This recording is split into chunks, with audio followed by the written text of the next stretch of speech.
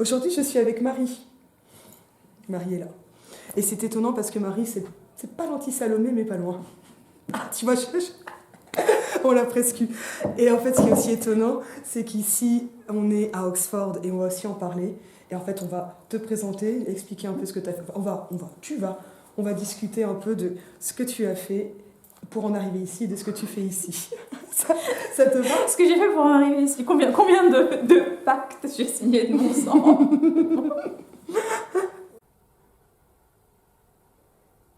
Bon, alors je te troll un max sur l'anti-Salomé, mais évidemment, c'est un teaser parce que tu es. En fait, Marie, tu es chercheuse en littérature française, c'est comme ça qu'on se connaît. Et on peut même le dire, on se connaît grâce à la recherche, mais on se rencontre pour la première fois aujourd'hui et ça, c'est vraiment magnifique. Et se rencontrer à Oxford, c'est pas comme se rencontrer à Venise, ça fait vraiment plus sérieux d'un point de vue académique. Et tu as fait une thèse qui s'appelle Anti-Salomé, qui est là, et ça, tu vois, elle est vraiment là, ça sera, je pense, la miniature. Hein. On va la mettre en avant. L'Anti-Salomé, c'était le titre d'origine déjà? Oui, c'était le titre d'origine de la thèse. Le titre sexy, c'est l'anti-Salomé. Le titre long et ennuyeux, c'est l'anti-Salomé, représentation de la féminité bienveillante au temps de la décadence, 1850-1910. On va le remontrer. Poum. Mais alors, Anti-Salomé, moi, faut peut-être expliquer qui est Salomé pour commencer. Alors, peut-être que de point de vue institutionnel, tu l'as fait tout avec qui Je sais pas, c'est important. Elle est éditée chez Peter Lang. Alors la thèse est éditée chez Peter Lang. C'est un travail que j'ai fait tout d'abord avec Marie-France de Palacio, puis avec Sophie Garmès à l'Université de Bretagne occidentale. Elle a été soutenue en 2018, ça fait déjà un fameux bail. Et j'ai adapté donc la version longue en une version publiable qui soit lisible. Et c'est lisible. la version longue faisait 750 pages, ça a dû faire peur aux membres du jury. Mais là, j'en lis 326. Ça va. Non, mais ça, c'est un livre qui est saisissable. Et alors, ce que je vois pas, c'est son prix. Je sais pas, mais c'est on est, cher. On est dans les thèses. Hein. Oui. Et ça, c'est des livres à lire en bibliothèque. Oui. Après, bon, ça ferait plaisir à mon éditeur. Non, mais en recherche, bon, après, quand on est vraiment sur un sujet, on achète les essentiels. Mais c'est vrai que quand on consulte, on va en bibliothèque. Quoi. Et... Donc, qui est Salomé? Voilà, moi, qui est Salomé. Qui est Salomé? Petit rappel. Salomé. Tout commence dans les évangiles, et alors Salomé est un personnage intéressant parce qu'elle apparaît en quelque sorte en marge de la vie de Jésus. Donc Renan n'en parle pas, ou peu. Il y a des mentions, je crois, mais très peu. Salomé. Il n'aimait pas trop les Salomé, lui, il préfère. Sa préférée, c'est Marie-Madeleine. C'est vrai qu'elle est pas mal, Marie-Madeleine. C'est vraiment ce qui est une figure très très ambiguë, Marie-Madeleine. Effectivement. Est-ce que Marie-Madeleine est une anti-Salomé? C'est ce que vous verrez là-dedans. Donc, Salomé est en sens du teaser. Non, mais ton éditeur, il t'a dit de faire de la com. Oui. T'as pas voulu, tu vois, t'étais là, non, moi j'en parle pas. D'ailleurs, c'est le moment où je vais quitter Twitter, etc. Voilà. Puis alors là, maintenant, on t'allume une caméra, c'est parti, tu fais le show, t'es bientôt à quotidien, là. Non, mais il est bien, donc Salomé. Mais en plus, tu peux l'expliquer en montrant la couverture. Oui, alors... On va arriver à la couverture dans 2 secondes. Donc pour commencer, Salomé, en marge de l'histoire de la vie de Jésus, il y a la vie de Saint Jean-Baptiste, qui est le cousin de Jésus et qui annonce la venue du Christ, du Messie attendu et annoncé dans l'Ancien Testament. Donc Saint Jean-Baptiste est une figure intéressante parce qu'en quelque sorte, sa prédication s'arrête là où le Nouveau Testament commence. Et sa mort a inspiré énormément d'œuvres d'art à travers les siècles parce qu'il meurt décapité à cause d'une danseuse. Donc le passage raconté dans l'Évangile selon saint Marc dit que le jour de son anniversaire, Hérode, le tétrarque de Judée, promet à Salomé, la fille de sa femme Hérodias, qu'il lui donnera tout ce qu'elle veut pour prix d'une danse, et Salomé danse et demande pour prix de sa danse la tête de Saint Jean-Baptiste sur un plateau d'argent, et c'est comme ça que Saint Jean-Baptiste meurt. Ce que les poètes vont en faire au cours du XIXe siècle, c'est qu'ils vont y voir une figure de la fin de la poésie et de la fin de la prophétie. La poésie et la prophétie sont étroitement unies dans l'imaginaire du XIXe siècle à propos de la fonction du poète. Et à partir du mythe d'Orphée aussi, oui, voilà, il y a un croisement. Et Orphée aussi, d'ailleurs, finit décapité. Oui, Et c'est là que j'en arrive à la couverture. Gustave Moreau a été l'un des peintres inspirés par la mort de Saint Jean-Baptiste et il a peint plusieurs Salomé dans plusieurs formats différents. Et il a également peint cette illustration que j'ai utilisée en couverture, c'est la mort d'Orphée. Justement, en attendant ta thèse. Quoi. Voilà, vraiment. exactement. Donc, et là, c'est ici, on voit la tête d'Orphée sur sa lyre, portée par une jeune femme. On sait que dans la légende rapportée par Ovide, quand Orphée perd Eurydice parce qu'il s'est retourné au mauvais moment avant qu'il soit sorti des enfers, il erre à travers les forêts et les Ménades sont furieuses parce qu'il ne veut plus danser, chanter et jouer avec elle. Donc, elle décide de lui couper la tête. C'est pas très gentil. C'est ce que tu fais quand on ne veut pas jouer avec toi. Hein. Je te connais. Spécial message à mes... Tu sais, les fameux crushs qui deviennent des crashs. Je l'ai pas dit. Non, mais c'est moi qui fais des blagues de mauvais goût. Voyons. Mais du coup, au XIXe siècle, comme il y a cette grande vogue du syncrétisme, du mythologique et du religieux, on va identifier les figures d'Orphée et de Saint Jean-Baptiste exactement comme ça a été fait dans les premiers temps du christianisme. Dès les premiers siècles, il y a ces représentations qu'on voit par exemple dans les catacombes où des figures qui ressemblent soit au Christ, soit à Saint Jean-Baptiste vont être représentées avec les attributs d'Orphée, donc une lyre ou des animaux charmés autour de cette figure du poète qui chante, qui ensorcelle, mais qui en même temps délivre une prophétie.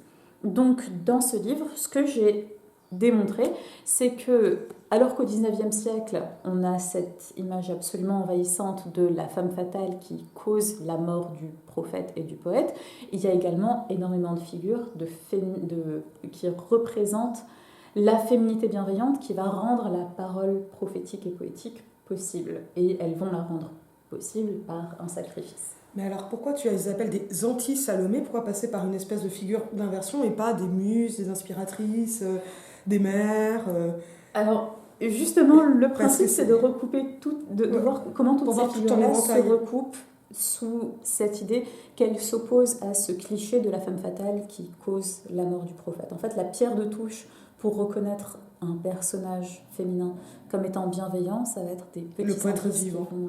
Alors déjà, le poète reste vivant. Alors, quels sont les indices, voilà. Alors, déjà, il est pas mort, donc c'est pas mal. Il poétise. Donc oui, il poétise, il prophétise, et parfois, très souvent, en fait, c'est la femme qui meurt. Donc... Ah ben oui, parce que... Alors ça, c'est un truc que mes secondes ont du mal à comprendre, mais on aime mieux une femme qui est morte. Alors... Quand c'est une femme comme Salomé, ça peut avoir des avantages. mais... Non, mais parce qu'ils ont eu un petit sonnet sur les amours de Marie. Ah, d'accord. Donc je leur ai mis, comme on voit au mois de mai, c'est une vidéo d'il y a une semaine. Ou deux, ça dépend à quand je publierai. Mais et on est parti là, littérature courtoise, enfin j'avais fait vraiment voilà, tu vois, les grands stades d'histoire littéraire. Et c'est très compliqué d'expliquer la littérature courtoise en leur disant oui, grosso modo, on aime la dame du Seigneur. Ah bon? Mais le Seigneur, il est d'accord. Mais oui, mais en fait on couche pas avec elle. Et puis, enfin, voilà. Et en fait, au bout d'un moment, ils ont fini par comprendre que oui, on pouvait faire de beaux poèmes d'amour pour une femme mariée. Avec qui on couche pas. Et avec qui on couche pas, mais parce qu'en fait, on est en rivalité poétique avec d'autres hommes. Exactement. Et cette question... Ce qui est peut-être aussi ce qui se passe quand il y a des rivalités amoureuses, en fait, où c'est plus des histoires d'hommes. Enfin, ça, c'est des analyses féministes. Mais c'est un autre sujet. J'arrête ma digression. Woucha. Donc, des anti, non, mais voilà, parce que quand tu savais, tu avais besoin de faire quelque chose de plus large que... Mais pour le coup, après, tu étudies ces figures. À partir du fait que le poète reste en vie, prophétise... Alors, à partir du fait que ces figures féminines sont des figures sacrificielles, il y a énormément de travaux féministes... Les anti-Salomé, elles sont sacrificielles. Donc en fait, il y a toujours quelqu'un qui meurt. Elles sont sacrificielles, mais pas que. Voilà. Okay. Et l'une des choses que j'ai trouvé intéressante à travers ces recherches, c'est que on est sur la période 1850-1910. À partir des années 1870, il y a un changement majeur qui intervient, on était déjà présent dès Baudelaire, c'est que le poète ne se conçoit plus comme héros. Le poète traverse une crise de la légitimité, il n'y a plus de héros, donc du coup il n'y a plus de sacrificateur pour créer le sacrifice fondateur de la cité. Donc on arrive à ce problème de la légitimité, par exemple, de la Troisième République, ou le problème antérieur de la légitimité du Second Empire. S'il n'y a plus de sacrifice fondateur, du coup il n'y a plus de légitimité d'État. On tape vraiment dans ces images de l'inconscient collectif à propos des récits de fondation. Donc les poète ne se voit plus en héros, mais plutôt comme anti-héros, comme héros raté, ou comme dandy reclus, soit enfermé littéralement à la désainte, soit enfermé dans une posture esthétique qui fait qu'ils n'ont plus part aux activités du monde, et l'activité héroïque est transférée sur les femmes. Donc ce sont les femmes qui vont avoir ce rôle de porteuses du sacrifice fondateur. Et c'est là qu'on voit quelque chose de fascinant, qui est que parfois, il faut que ce soit la femme qui meurt qui se sacrifie pour créer cet avènement d'une ère nouvelle. D'autres fois, le sacrifice qu'elle permet est présenté de manière positive. Donc, Salomé n'est pas une figure exclusivement négative, mais elle devient elle-même une figure donc Salomé est aussi l'anti-Salomé dans certains cas. Donc ça c'est le gros spoiler, on arrive à la fin du livre pour dire que et peut-être que la Salomé c'est Salomé elle-même. Et donc dans les réécritures de la mort de Salomé, il y a des passages absolument fascinants qui montrent qu'elle va en quelque sorte être fusionnée à la figure de Marie-Madeleine. Donc il y a cette figure assez inconnue de Marie-Salomé au pied de la croix. Certains auteurs vont aller assez loin pour dire que Marie-Salomé, en fait, c'est Salomé, la fille du tétrarque. Donc on est dans le mythique, on est dans la reconstruction narrative à partir des bribes qu'on a, mais ce que ça explique par rapport à ça, c'est cette nécessité du récit cyclique. C'est la nécessité qu'on a de remettre les choses dans un tel ordre qu'il y ait une possibilité de continuité. Parce que l'hantise de la décadence, c'est est-ce que tout va finir et est-ce qu'on n'aura plus de continuité parce que donc ça vient de cette idée que les religions peuvent finir, les civilisations aussi. Exactement. Alors Renan pense ses couilles mais pas la sienne. En gros. Mais en revanche, la question de la continuité à partir de faits et parts, j'en avais parlé dans la vidéo sur la vie de Jésus. Donc ça, non mais pour comprendre d'un point de vue épistémo ce que ça peut être, notamment dans un contexte biblique, je renvoie à ma vidéo, je me permets, je pense que ça va consolider. Mais dans ce cas-là, alors pourquoi ces périodes-là, 1850-1910, je te pose vraiment des questions basiques, mais tu sais, je suis regardée par des chercheurs, mais pas seulement. Alors, la fourchette 1850-1910, c'est pas une fourchette, c'est un râteau. C'est tellement large que... Ma vie. Vas-y. Bon, on peut compter 4, 5, 6 différents mouvements littéraires, artistiques qui s'entrecroisent dans cette période. Donc la première nécessité qui s'est imposée à moi, c'était de poser des bornes chronologiques, et techniquement il n'y en a pas. En fait, le livre aurait pu s'appeler de l'Antiquité aux Sex Pistols. C'est la même chose. Je pense que ça aurait eu l'air sérieux. Alors, un livre sur tout, absolument tout.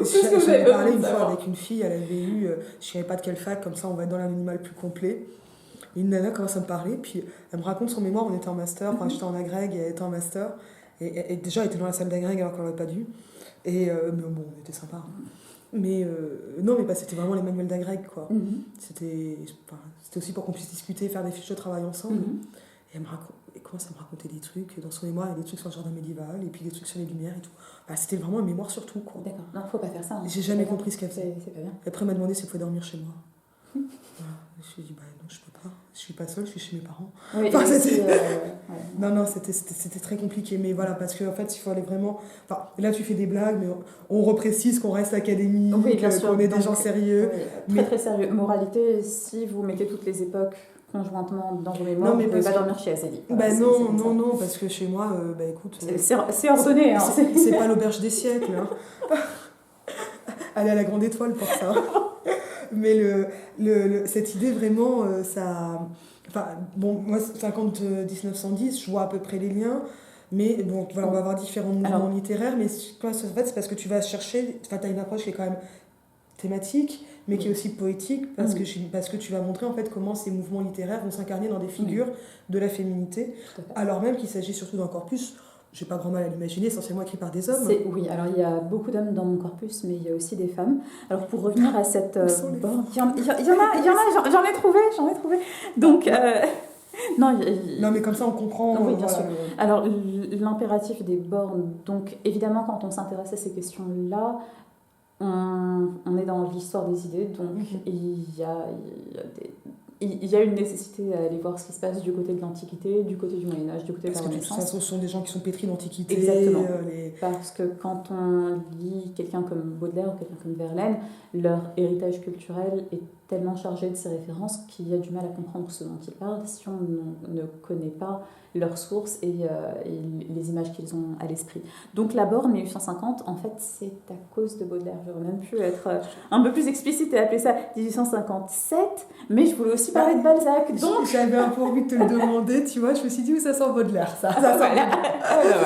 Baudelaire. Oui, parce qu'en plus, Baudelaire, il n'aime pas les... Enfin, l'image de Baudelaire, c'est qu'il n'aime pas les femmes sacrificielles ou pas, quoi. En fait, voilà, et c'est un des... J'aime beaucoup Baudelaire, en fait, la petite histoire derrière cette illustration. Pardon. Mais Baudelaire n'aime personne. J'ai écrit un bouquin pour qu'il m'aime. Baudelaire le pique. Le tableau, donc cet Orphée de Gustave Moreau, était l'illustration que j'avais pour la première édition des Fleurs du Mal, la première copie des Fleurs du Mal que j'ai achetée moi-même. C'est une private jacket. Donc voilà, c'est bon, maintenant vous le savez aussi, désolée. Et donc quand on lit les Fleurs du Mal, effectivement la première impression qu'on a c'est ouh là là, Baudelaire il n'aime pas les femmes, mais les femmes chez Baudelaire c'est toutes des grosses grognasses. Mais en fait non, parce qu'il y a des figures comme déjà je pique l'expression à Vladimir Jankélévitch, les apparitions disparaissantes qu'on a... N'hésite pas à regarder la caméra parce que comme ça on parle à tout le monde. Voilà. Non, mais moi je suis très dirigiste. Non, mais il faut... Depuis qu'on se promène à Oxford, mais alors je me suis mise en mode prof de seconde. Alors on va aller par là, plus vite. Bon. Et il est quelle heure? Est-ce que t'as un petit drapeau pour rallier les troupes? Je suis grande en fait. Il y en a qui ont des avantages. Mais du coup... Ouais, pardon, il y a des figures dans certains poèmes, voilà, qui ont détesté que je le promène dans Oxford. Donc il y a certaines figures qui pourraient être décrites comme ce que Jankélévitch appelle l'apparition disparaissante, donc ces figures féminines fugaces qui ne sont pas intéressantes parce qu'elles sont des femmes, mais parce qu'elles sont féminines. Donc il ne s'agit pas vraiment de féminité biographique ou de féminité historique, c'est vraiment le symbole de la femme. Voilà, des symboles pris pour nous. Mais parce que ce symbole, c'est un symbole d'une altérité. Exactement. Donc l'idée, c'est que l'altérité positive, chez Baudelaire, est toujours féminine. Et il y a cette idée sous-jacente que l'idéal auquel aspire le poète, donc en contrebalancier. J'ai dit à Azélie, voilà, contrepoint, merci. J'ai dit à Azélie que je ne savais plus parler français. Voilà, vous en avez la preuve. Mais donc en contrepoint, merci, à la figure de la femme qui va causer le spleen, il y a cette figure évanescente, angélique, qui va donner l'idée d'un idéal. Et il y a passante. Voilà, la passante, tout à fait. Et il y a aussi une figure que je trouve absolument fascinante parce qu'elle sert de trait d'union entre 1850 et 1910, entre Baudelaire et les symbolistes, et on va dire, en gros, Mallarmé et tous les oubliés, tous les inconnus de cette période, c'est que l'intériorité d'un poète masculin va être représentée de manière féminine. Baudelaire, quand il s'adresse à sa douleur, c'est une allégorie féminine.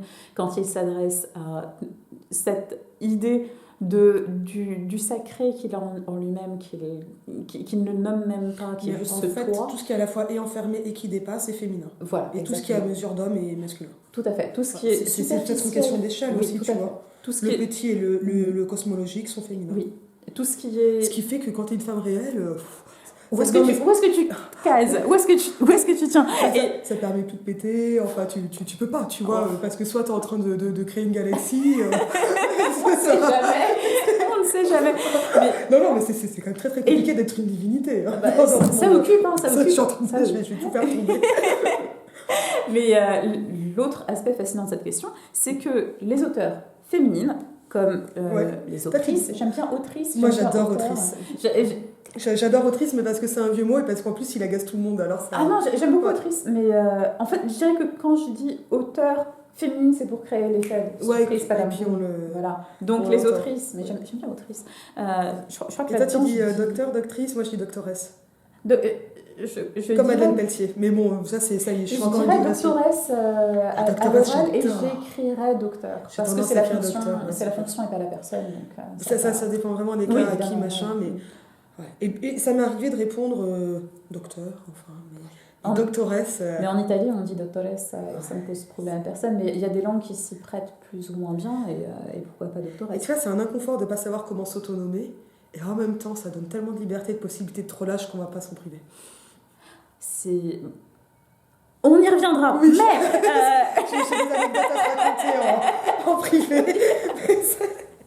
Et... Sur ça.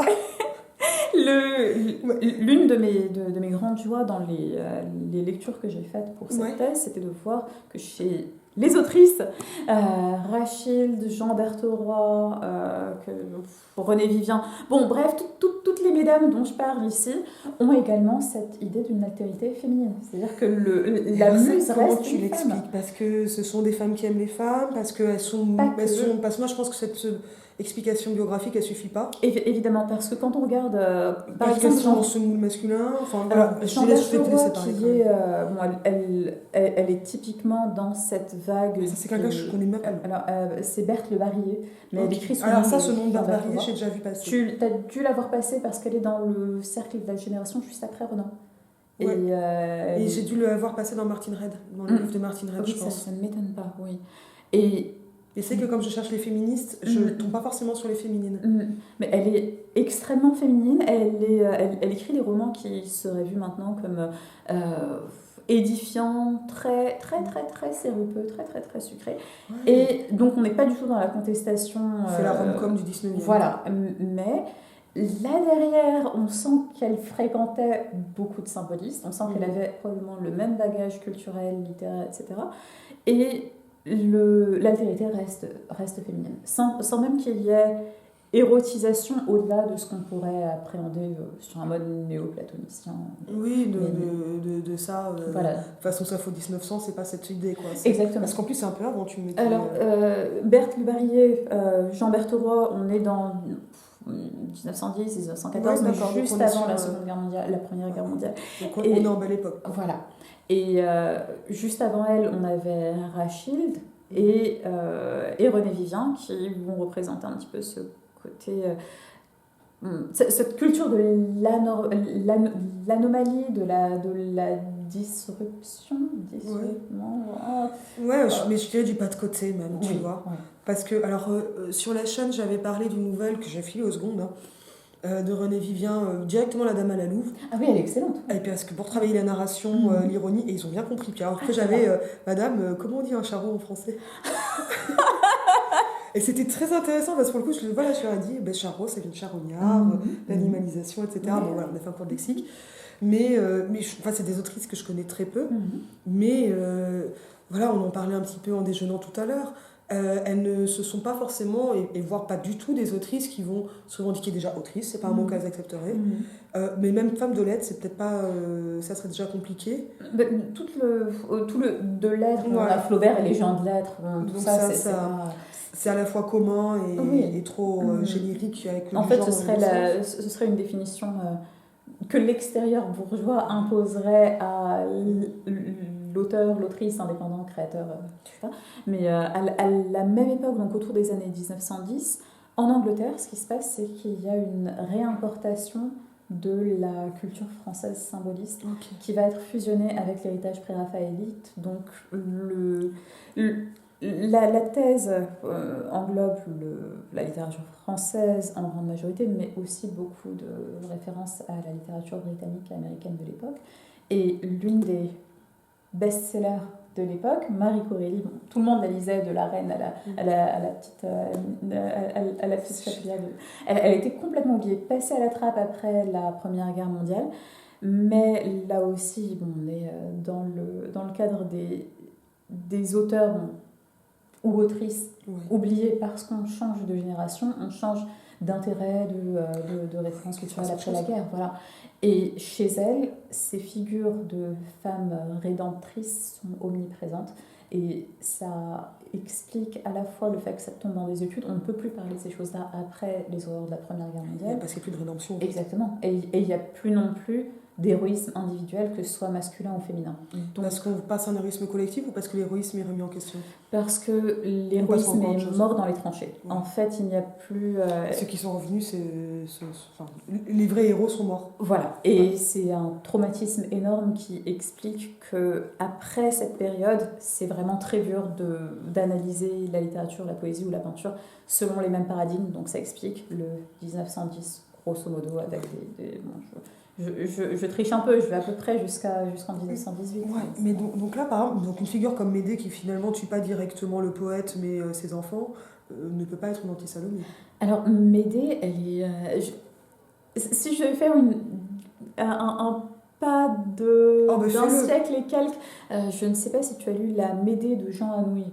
Non, ça fait partie des choses prévues. Et en fait, il y a eu pas mal de réécritures de Médée assez récentes. Oui. Et alors, celle de Jean Anouilh, c'est autour de 1940. Donc, on est dans la mentalité Seconde Guerre mondiale ou immédiate après-guerre, avec ce problème de ce que c'est que l'individualité aimante qui ne reçoit rien en retour. Parce que le problème de Médée, c'est qu'elle a tout sacrifié pour Jason. Parce que c'était une sacrifice. Enfin, aussi une figure sacrifice. Oui. Mais elle sacrifie quelqu'un d'autre. Donc le problème de Médée, c'est qu'elle a coupé son frangin en petits morceaux pour distraire son père pendant qu'elle se barrait avec Jason.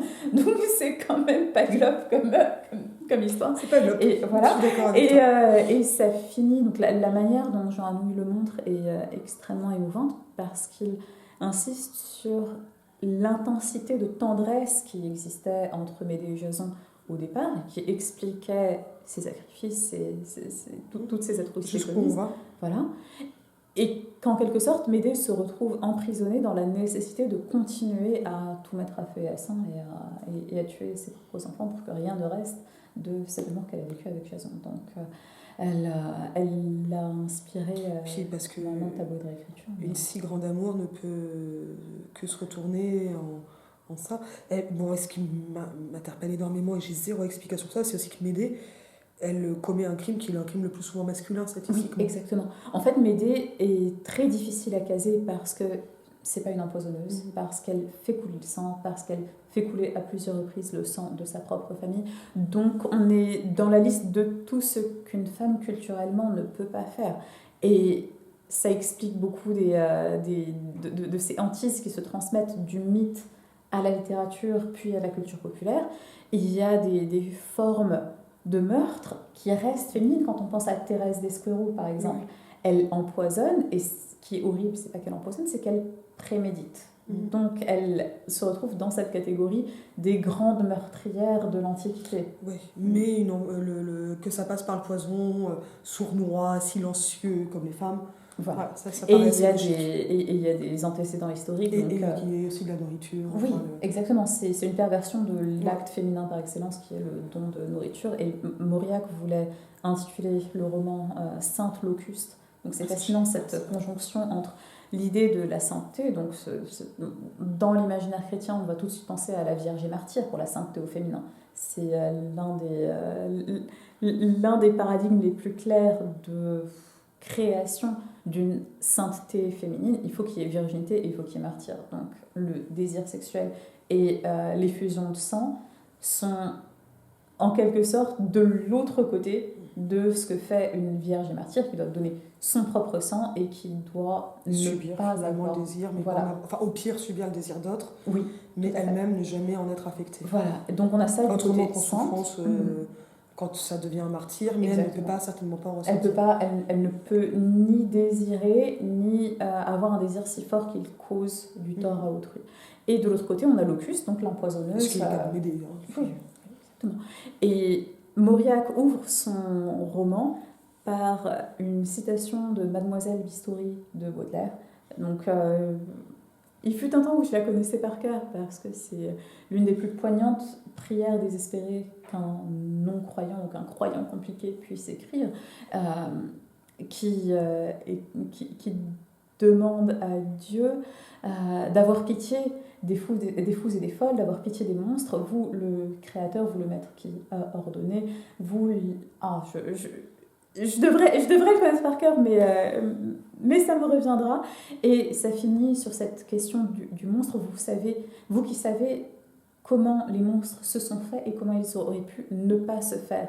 Donc toutes ces figures de la marge, toutes ces figures de la monstruosité par la violence, par l'excès ou l'absence de désir, etc., sont en quelque sorte englobées dans cette prière de Baudelaire, et Mauriac cite ça pour ouvrir Thérèse d'Escoraux. Et ainsi, la monstruosité en acte vient d'une monstruosité subie, enfin d'actes subis. Exactement. Et donc derrière la criminelle, il y a une précédente martyre. Bien sûr. Et alors ce qui est fascinant dans la continuité entre Mademoiselle Bistoury de Baudelaire et Thérèse d'Escoraux, c'est que Mademoiselle Bistoury a cette fascination pour les chirurgiens, pour ces hommes qui ont le droit de faire couler le sang. Donc c'est un peu les bourreaux des temps modernes. Ils ont ce privilège de pouvoir charcuter. Oui, voilà, ils ouvrent. Bon, il y a cette transgression de l'extérieur vers l'intérieur, etc. Donc elle a cette fascination pour les chirurgiens. Elle aborde le narrateur dans la rue étant persuadé qu'il est chirurgien, et il essaye désespérément de lui expliquer « mais non, je ne suis pas chirurgien, je ne suis pas chirurgien », quand tout à coup, c'est un peu comme si sa monstruosité à lui se réveillait, et il essaye de la décortiquer pour comprendre d'où vient son mal, où est l'origine de sa monstruosité à elle. Et Baudelaire utilise cette image de l'ouverture des entrailles. Donc on a l'augure, on a le chirurgien, on a toutes ces strates de référence à partir de cette possibilité, ce droit de transgresser l'intégrité d'un corps pour obtenir une information secrète.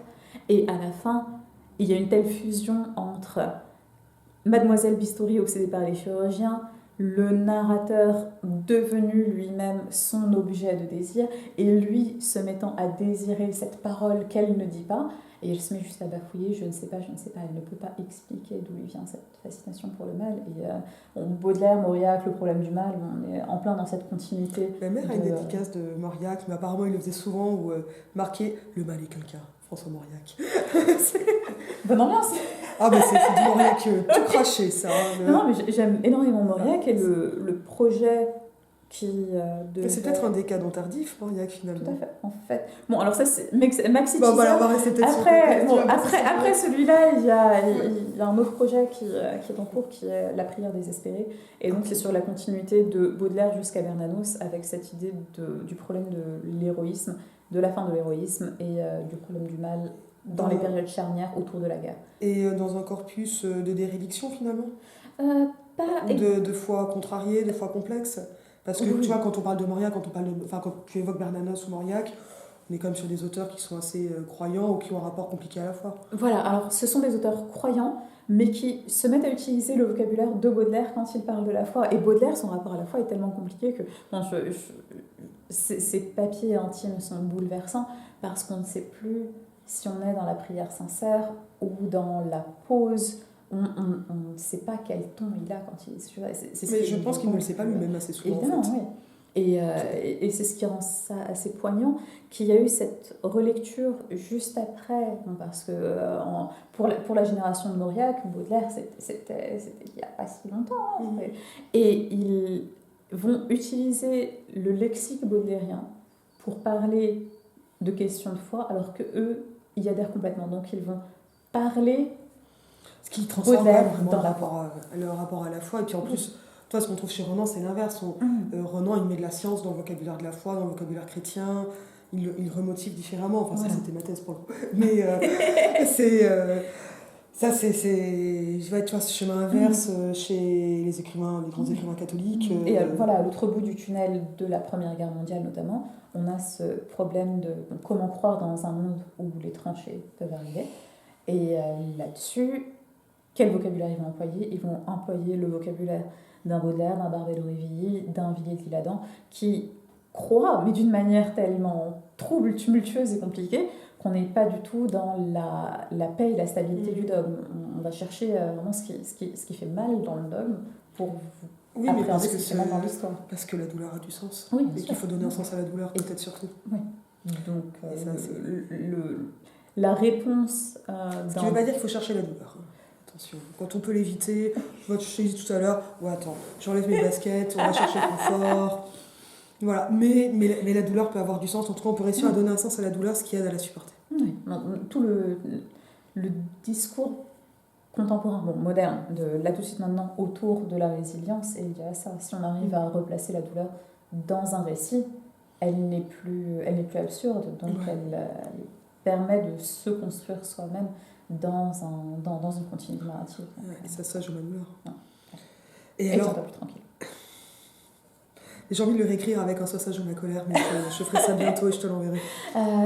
Qu'est-ce que je peux te donner comme ordonnance pour Baudelaire par rapport à ça? Le tonneau de la haine, le guignon, il y a des poèmes assez enflammés aussi. Il faut vraiment que je me remette à Baudelaire, parce que bon, moi, je ne sais pas si tu le sais ou pas, mais je lis assez peu de poésie. J'en ai peu l'habitude, alors que j'aimais beaucoup ça en cours. Alors ce que j'aime le plus, c'est écouter quelqu'un qui analyse un poème. J'aime analyser des poèmes. Mais j'ai jamais le réflexe de m'asseoir et d'ouvrir un recueil de poésie. Tu vois. Puisqu'on est dans l'ordre des confessions, je lis très peu de poésie aussi. En fait, il y a des auteurs dont je ne me lasse pas et dont je remâche les poèmes encore et encore. Et d'autres, bon, je sais qu'ils existent et c'est tout, mais il ne me viendrait même pas à l'idée de les lire parce que bon, la lecture des romans et la lecture de la poésie sont deux exercices complètement différents. C'est pas la même temporalité, c'est pas le même rapport au texte, et c'est vrai qu'on perd le rapport à la poésie, même nous, même en étant quand même académique, formé. Après, il y a quand même des gens qui ont été sur la poésie pure, voilà, peut-être que le monde est sauvé. Mais c'est aussi que le poème se lit, se relit et s'apprend par cœur, alors que dans le récit, on suit un fil, on n'a pas besoin de ressasser des passages. Mais mes secondes, ils m'ont demandé, mais madame, on va réciter des poésies, est-ce qu'il faut les apprendre et tout? Mais comment voulez-vous draguer si vous apprenez des poèmes par cœur? Et ils m'ont regardé comme ça. Bon, on peut draguer en récitant des poèmes. Ça fait toujours son petit effet, hein. Écoute, au moins je leur donnais un ailleurs du cours, tu vois. Et puis dans une classe, il y en a un qui a répondu, il va draguer avec son charme, madame, et tout le monde a rigolé. Il faut trouver sur quoi l'ancrer, le charme. Voilà. Mais ça permet vraiment de travailler le charme, la poésie, même voilà, donc lisez de la poésie, et puis nous aussi. Exactement. Mais apprendre un poème par cœur lui donne une dimension tout à fait différente. Avec Mallarmé, typiquement, je suis persuadée qu'on ne comprend les poèmes de Mallarmé qu'une fois qu'on les a appris par cœur et que le son fait sens. Parce qu'autrement, si on le lit comme n'importe quel récit... Non, en fait, il faut même ne plus voir le papier à ce niveau-là, pour avoir le pur son et le sentir. Mais j'avoue que je le fais pas vraiment. Quoi. Sur ces modèles, donc, parce que là, on a vu donc, dans ces anti-Salomé, maintenant je vais le dire au pluriel, parce que finalement, dans ton titre, les anti-Salomé auraient mal sonné au niveau...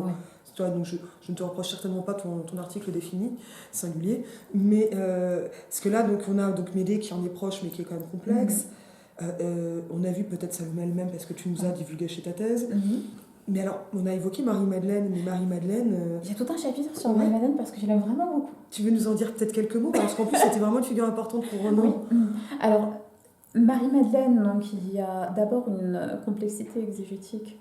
Est-ce qu'elle est ou non la pécheresse repentie? Est-ce que donc, la femme adultère qu'on voit... Ou est-ce que c'est la petite amie de Jésus? Enfin, moi, je le dis en termes très prosaïques, mais... Bon, il y a une lecture qui dit que le geste de l'effusion des parfums et d'essuyer les pieds avec la chevelure, c'est un geste d'offrande érotique. Ça paraîtrait un peu étrange étant donné le contexte, parce qu'il faut s'imaginer qu'on est dans il est à table à ce moment-là. Oui, voilà, on est à table dans un repas cérémoniel, dans un repas rituel de la communauté juive, donc ça me paraît une lecture un peu poussée, un peu... Après, ça peut être de la lecture psychanalysante, où il y a de l'érotisme sous-jacent, ça bien sûr, mais après, ça ne veut pas dire que... en fait, c'est directement sexuel, quoi. Alors c'est Saint Grégoire qui a commencé par... Moi, je pense que c'est vraiment un geste d'humilité et d'honneur avant tout. Alors c'est Saint Grégoire qui a réuni toutes ces figures en une, donc la femme adultère dans l'évangile de Saint Jean, la pécheresse repentie de Saint Luc, Sainte Marie-Madeleine qu'on voit réapparaître plusieurs fois et dont Jésus a chassé 7 démons. Cette image des démons est extrêmement intéressante parce que, alors il y en a 7, on peut penser aux 7 péchés capitaux, mais ça vient beaucoup plus tardivement dans l'histoire de l'Église. C'est d'abord le chiffre de 7. Le chiffre magique. Oui, voilà, c'est la création du monde, c'est cette idée de la complétion. Donc, comme si elle avait tous les péchés possibles. Et cette idée du démon aussi, ça montre ce problème d'intériorité. C'est démon, mardi, et dimanche, c'est exorcisme. Voilà. En fait, c'est très vrai, oui. Non, mais il y a quelque chose comme ça. C'est exactement ce qui se passe, oui. Et Jésus qui exorcise durant le sabbat, c'est exactement ça.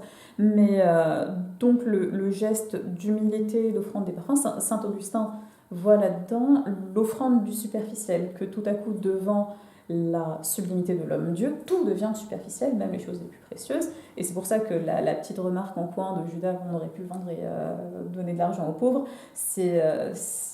bon, ça explique... C'est sortir du monde spirituel pour revenir dans un monde prosaïque. Ça revient dans et ne pas comprendre la spiritualité du monde. Exactement, ça revient... Ce qui explique pourquoi c'est Judas le traître, parce que justement il se laisse acheter, parce qu'il n'est pas réellement dans le monde spirituel. Exactement. Il n'est pas rené de l'esprit d'en haut, et c'est pour ça que dans le grand discours à la fin de l'évangile de Saint Jean, vous êtes tous purs sauf un, et là tout le monde se dit, oh, est-ce que c'est moi, c'est lui?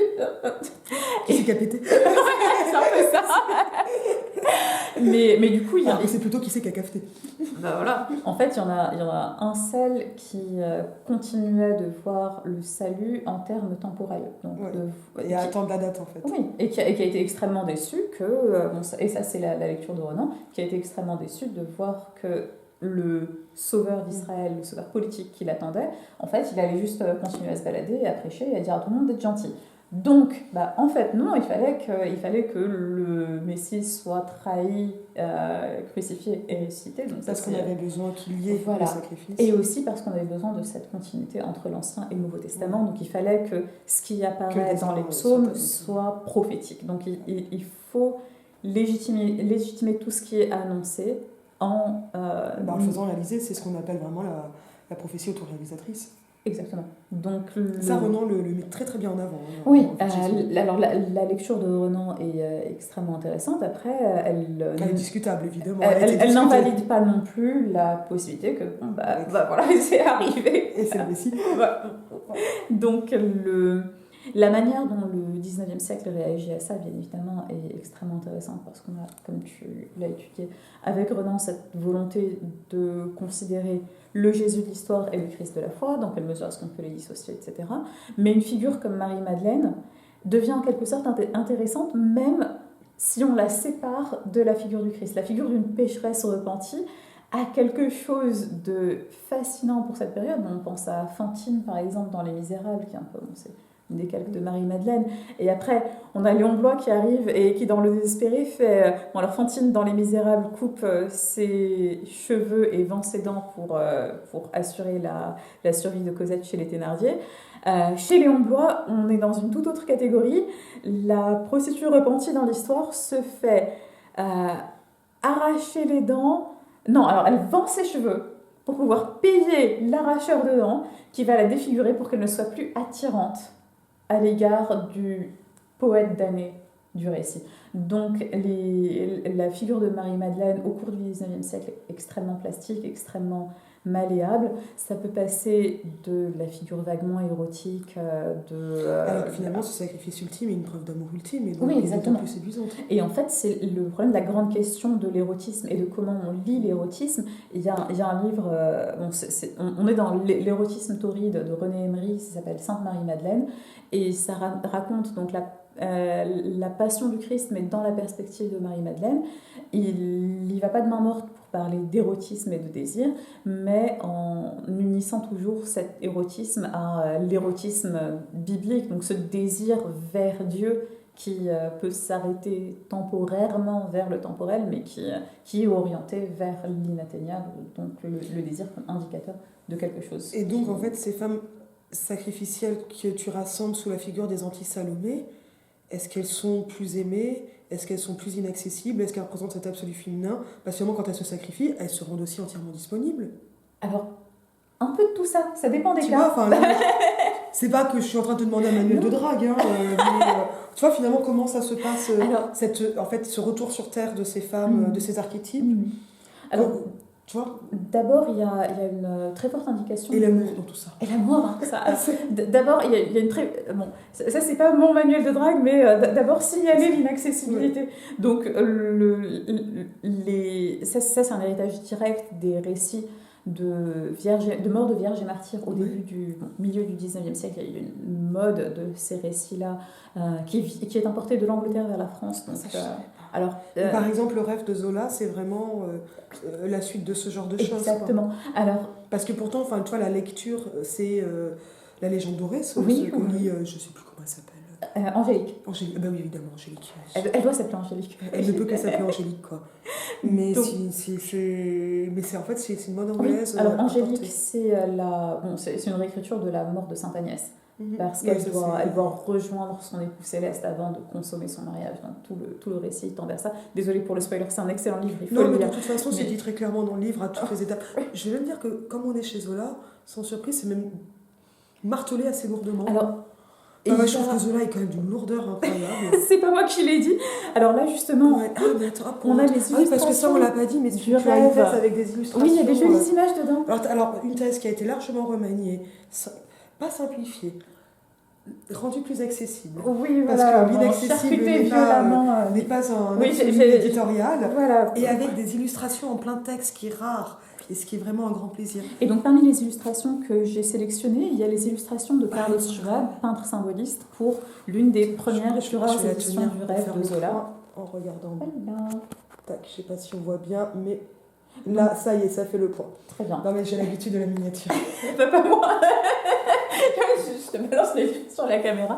Mais alors, Carlos Schwab, qui était l'un des symbolistes les plus délicats, je dirais, en termes de références littéraires, etc., a illustré un livre de Zola qui montre que la porosité entre le club des pragmatiques matérialistes et les symbolistes à 20 cm. Je trouve que Zola, il n'a rien de matérialiste. Mais quand on lit ses premiers et ses derniers écrits, c'est flagrant. Mais bon, on digressera sur Zola juste après. Mais du coup, au milieu du 19e siècle, ce qui arrive en Angleterre, c'est qu'en réponse à l'une des grandes crises historiques et culturelles de la période qui est le renouveau catholique en Angleterre au milieu du 19e siècle, certains auteurs, donc notamment le cardinal Wiseman et le cardinal Newman, vont écrire des récits racontant les martyrs des premiers temps d'Église pour justifier le fait que le catholicisme est la manière la plus proche de ce que vivaient les chrétiens dans les temps apostoliques. Okay. Donc ils vont écrire des récits de... Parce qu'il y a un mythe de retour aux origines, parce que les temps modernes, les contemporains sont des temps corrompus. Oui, il y a énormément de ça. Il y a ce retour au vrai christianisme, ce que fait aussi Renan avec Vie de Jésus, il donne un modèle de vrai christianisme. Et puis il y a aussi ce que font les Saint-Simoniens et les socialistes. Il y a vraiment ce désir de retour aux sources. Plutôt 1830, les Saint-Simoniens. Oui. Et en Angleterre, ça se complique par la question de la légitimité de l'Église anglicane. Est-ce qu'elle est légitime? Dans quelle mesure? Pourquoi? Comment est-ce qu'on garde Qu'est-ce qu'on fait du pape? Exactement. Qu'est-ce qu'on fait de la succession apostolique si on a une Église à part? Et ça explique la conversion de Newman qui a été canonisé récemment. On est à Auriel et il a été fellow ici. Donc c'est pour la petite histoire. Donc tu es dans un collège. En fait, voilà la raison de mon arrivée ici, c'est très probablement l'attraction de Newman. Mais du coup, au 19e siècle, en Angleterre, il y a cette grande mode qui va être immédiatement traduite par les auteurs de romans édifiants chrétiens en France. Donc on a la librairie MAM à Tours, par exemple, qui tout son fonds de commerce, c'était Vie de martyr, tout ça. Et il faut s'imaginer que des auteurs comme Balzac, Flaubert, Baudelaire ont ça à l'esprit parce que c'est ce que tous les gamins lisaient. Ouais. Donc tout le monde a en tête ces histoires de martyrs, etc. On lisait plus tellement la légende dorée, mais on lisait beaucoup les adaptations romanesques. Et donc Zola, il prend la légende dorée pour Angélique dans le rêve parce que quitte à revenir aux origines, autant mettre le livre des origines. Exactement. Et puis, puisqu'on est dans une maison immémoriale, médiévale, etc., donc c'est normal qu'ils aient le livre médiéval. Voilà. Mais parce que c'est une reconstitution complète. De toute façon, c'est un fantasme complet, le rêve. Exactement. C'est l'histoire d'un rêve, d'un fantasme. Oui. C'est Cendrillon rencontre Sainte-Agnès et ça finit pas comme on s'y attendait, mais c'est très bien. Mais j'avais vraiment l'impression de lire une espèce de fantasme renanien, de la Noémie de Renan, de la Noémie fantasmée de Renan. Et il y a le passage des fleurs qui parlent. Et c'est donc Noémie, la fille de Renan. Ça y est. Ouais. Puisqu'on en parlait tout à l'heure, Henriette, la petite fille. Et Noémie sans eux. Intéressant, encore plus biblique. Ouais. Et c'était le nom d'une petite fille dont il était amoureux quand il allait à l'église quand il était petit. Qui est morte. Ils ont tous l'obsession de l'amie d'enfance, de la sœur morte. C'est l'image de la sœur pâle. On a ça. C'est Chateaubriand. Chateaubriand, exactement. Qui va faire rentrer ça et le faire fusionner avec le néoclassicisme. Et à l'autre bout du spectre, on a Mallarmé aussi. Mallarmé, tout ce problème de la voix de la morte qui parle. l'amolie biblo-dynamité sonore, ces idées de résonance. Donc, et en version narrative, on a Villiers d'Isle-Adam qui ne parle que de ça, et Édouard Schuré qui a été oublié, mais qui, à mon avis, est au moins aussi bien que Villiers d'Isle-Adam. Édouard Schuré, S-C-H-U-R, et accent aigu. Grand amateur de Wagner, il écrit des romans, une espèce de symbolisme fantastique échevelé. Il y en a un qui s'appelle La prêtresse d'Isis, qui est...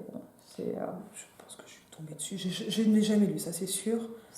Mais en même temps, c'est normal, ils ont du mal à rencontrer des femmes. Donc l'amie de la sœur, c'est une petite fille qui peut venir à la maison. Et c'est normal qu'elle soit malade, vu comment elles étaient traitées. Voilà. Donc, et du coup, elle meurt. Bah oui, mais après, on peut écrire des poèmes dessus. Mais c'est vrai que la tuberculose a quand même beaucoup servi la poésie. Oui, exactement. J'avais une obsession sur John Keats quand j'étais petite, parce qu'il est dans la tuberculose. Donc, il y a un moment où je dois avoir quelque chose comme 15-16 ans, je voulais mourir de la tuberculose comme John Keats. Évidemment, ça n'a pas marché. C'est pas plus mal. C'est pas plus mal, tu sais. Des fois, on rate un destin, on en épouse un autre. On va dire ça comme ça, oui, bon.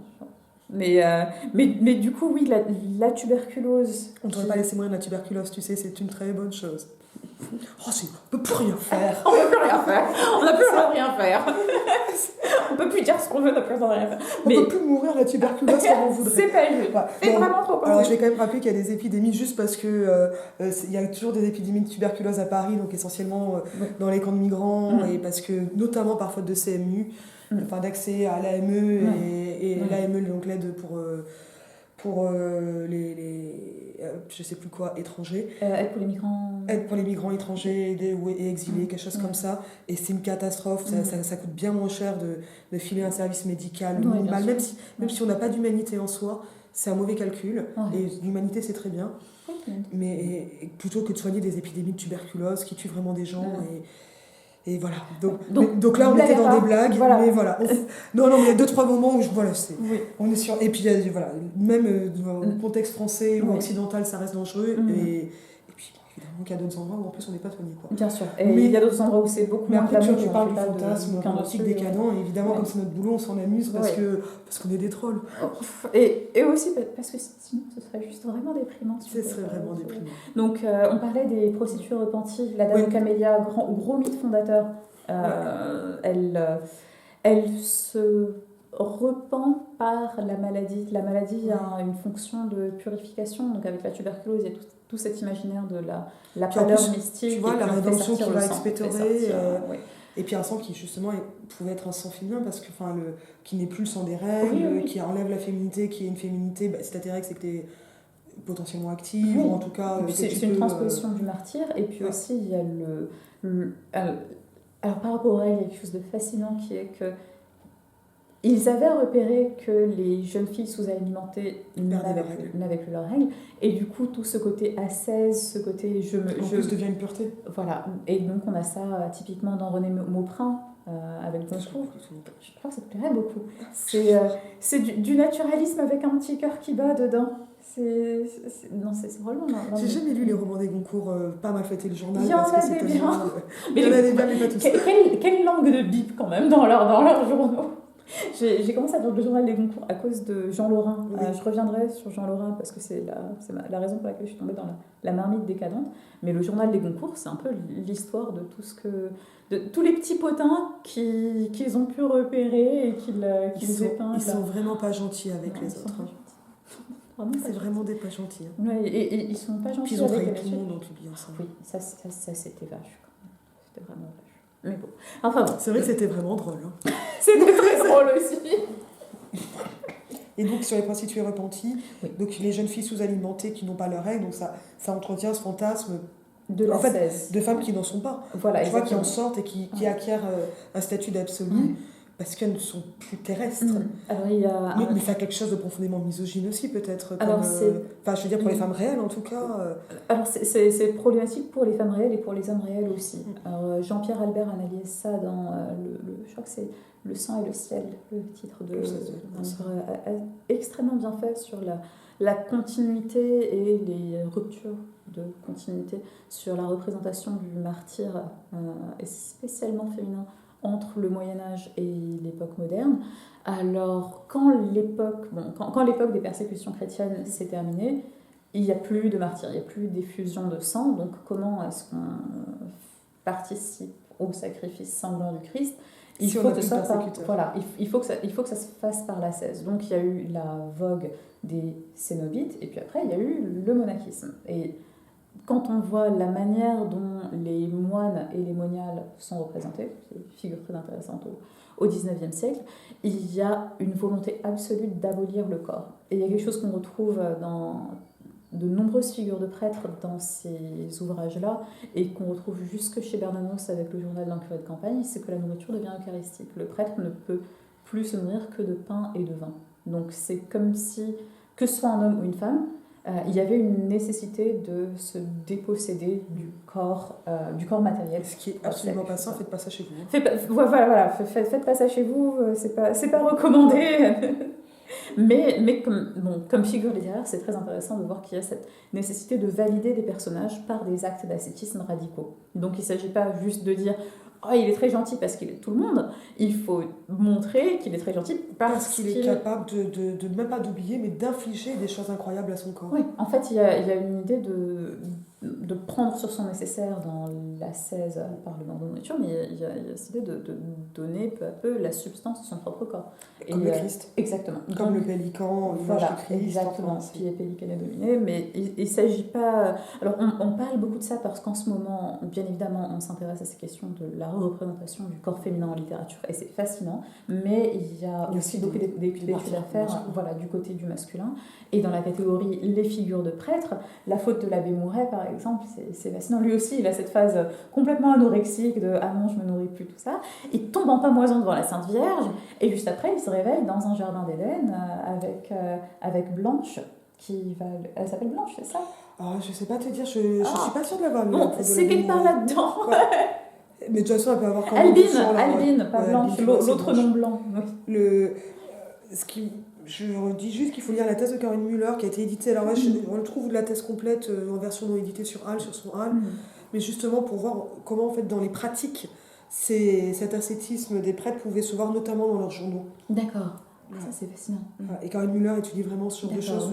Grosso modo, genre et pratiques religieuses, elle est historienne. D'accord, donc c'est pas juste une image littéraire, il y a vraiment un ancrage dans la réalité. Et alors, avec notamment, alors je suis désolée, mais...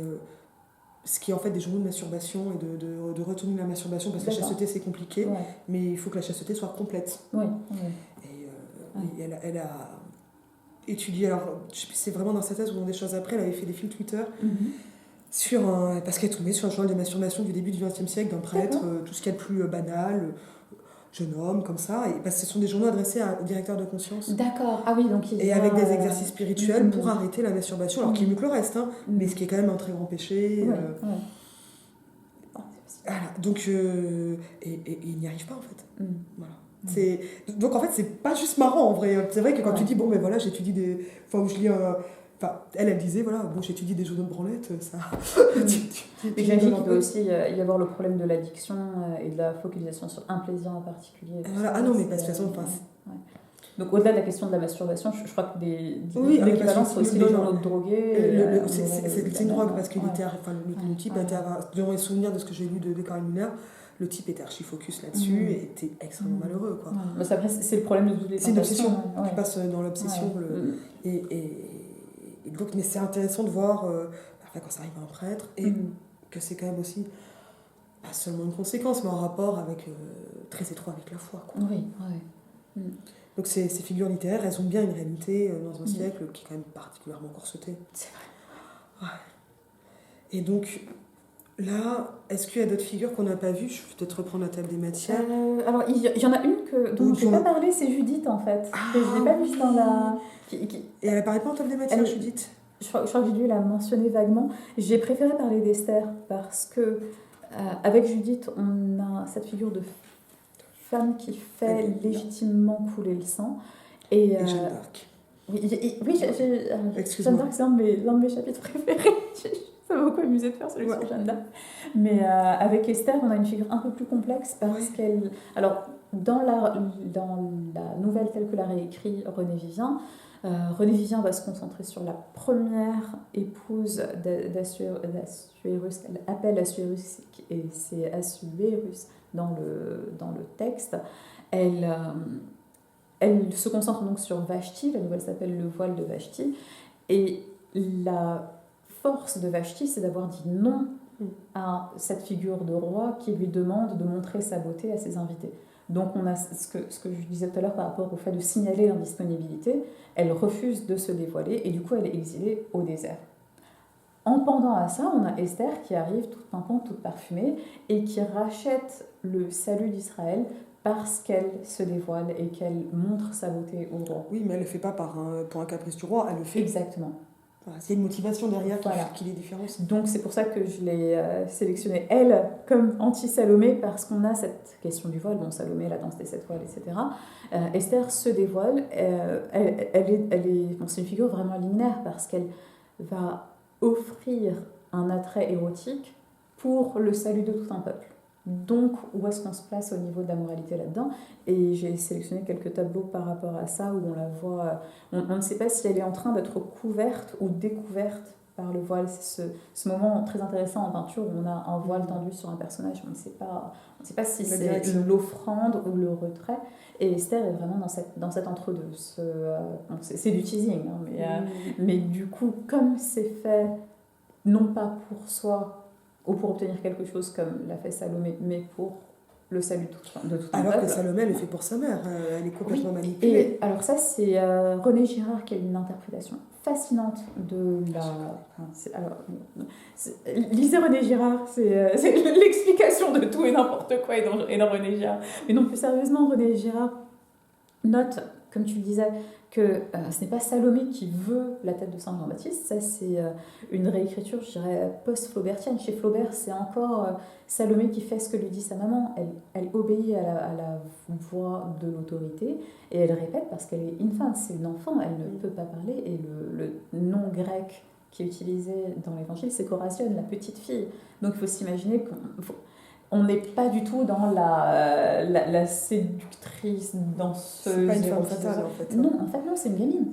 Et c'est une gamine qui amène à se dire que quand même la érotique de la petite fille qui danse, moi je sais pas, quand je vais à la kermesse avec les couleurs, j'attends pas la danse des 7 voiles quoi. Ben voilà, ouais, chacun ses attentes, mais mais parce que tu es aussi dans un imaginaire de la femme. Oui, voilà. Et c'est surtout qu'elle est à un âge où elle n'a pas encore l'illusion d'avoir son propre désir. Et ça, chez René Girard, c'est très intéressant parce que pas d'autonomie. Chez Girard, l'idée c'est que nos désirs ne sont pas le fond du fond de notre mot profond, nos désirs sont imités. On ne désire que ce qu'on voit désiré par quelqu'un d'autre, et en fait, c'est ce que Girard appelle la triangulation du désir. Si je te vois vouloir un café, je veux le même. Envie de grenier, c'est toujours comme ça. Tu regardes un truc, si tu le reposes, il sera pris. Et René Girard amène ce petit détail encore plus fascinant, qui est que la concurrence envers le café montre que l'objet du désir, c'est pas vraiment le café, c'est que je sois toi. C'est que je dois devenir la personne qui a le café. Ça m'est arrivé une fois quand j'étais... Pour un café? Non, pas pour un café, pire que ça. Mais une jeune fille d'une promo, je dirais même pas où, s'est mise face à moi, elle était assez petite, et comme ça, elle m'a regardée, et puis je veux être toi. Et c'est vraiment un moment de malaise absolu, parce que je sais pas quoi répondre, et j'ai rien répondu. Ouais. Parce qu'après, en plus, moi, j'ai vraiment eu cette idée, mais si elle y arrive, il se passe quoi? Bah oui, du coup... Parce que pour le coup, je suis qui si on veut être moi? Enfin, tu vois, c'était très très bizarre. Et c'était quelqu'un avec qui je n'avais jamais parlé. Juste comme... D'accord. C'est vraiment un moment de grand malaise. Oui, je peux comprendre, oui. L'identité, la limite de l'identité. Mais du coup, voilà, René Girard est extrêmement intéressant par rapport à cette lecture qui remet en cause, en fait, tout ce que le 19e siècle fait sur Salomé. C'est pas une femme fatale qui veut être désirée, c'est une enfant incapable de savoir ce qu'elle désire, et du coup, elle ne fait que répéter, elle répercute le désir d'autrui. Et par conséquent, est-ce qu'elle est vraiment responsable ou est-ce qu'elle est seulement agent d'une destruction? Et là, c'est le... Est-ce que finalement, au moins chez Flaubert, l'inquiétude dans Salomé, parce que moi j'ai quand même l'impression que Flaubert, il présente vraiment une enfant innocente, mais pour montrer que même dans l'innocence, il y a le vice de la mère. Oui. Et il y a quelque chose de génésique, tu vois, là-dedans, voilà. qui vient de Ève la pécheresse, peut-être Lilith derrière encore, ou des choses de cet ordre. Alors, il y a un chapitre sur Lilith. J'ai beaucoup aimé écrire le chapitre sur Lilith aussi. Alors donc, sur Salomé et sa mère, oui, il y a ce problème de Ève, la figure d'Ève, en tension avec Marie, la nouvelle Ève.